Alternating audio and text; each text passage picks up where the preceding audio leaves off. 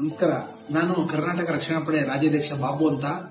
ನಾನು ಈಗ ಬಂದಿದ್ದು ಇವತ್ತು ಎಕ್ಸಲೆಂಟ್ ಕ್ಲಿನಿಕ್ ಬಂದಿರೋ ಉದ್ದೇಶ ಏನಂದ್ರೆ, ನನಗೆ ಸ್ವಲ್ಪ ಮೂಗಿದ್ದು ಸ್ವಲ್ಪ ಪ್ರಾಬ್ಲಮ್ ಇತ್ತು. ಅದರಿಂದ ನಮ್ಮ ಸ್ನೇಹಿತರ ಹತ್ರ ನಾನು ಸ್ವಲ್ಪ ಶೇರ್ ಮಾಡ್ಕೊಂಡಾಗ ಅವ್ರು ನನಗೆ ತುಮಕೂರಿಂದ ರೆಫರ್ ಮಾಡಿದ್ರು.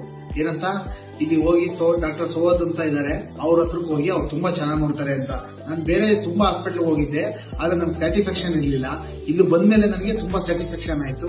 ನನ್ ಕ್ಲೀನಾಗಿ ಸರ್ಜರಿ ಮಾಡಿದ್ರು. ಅದರಿಂದ ಮಣಿಪಾಲ್ ಹಾಸ್ಪಿಟಲ್ ಸರ್ಜರಿ ಮಾಡಿಸಿದ್ರು. ಅವರೇ ನಂದು ಇನ್ಸೂರೆನ್ಸ್ ಇತ್ತು, ಇನ್ಸೂರೆನ್ಸ್ ಅದರಿಂದ ಅಮೌಂಟ್ ನನಗೆ ಅದರಿಂದ ಕ್ಲೈಮ್ ಆಯ್ತು. ನನಗೆ ತುಂಬಾ ಯೂಸ್ಫುಲ್ ಆಯ್ತು.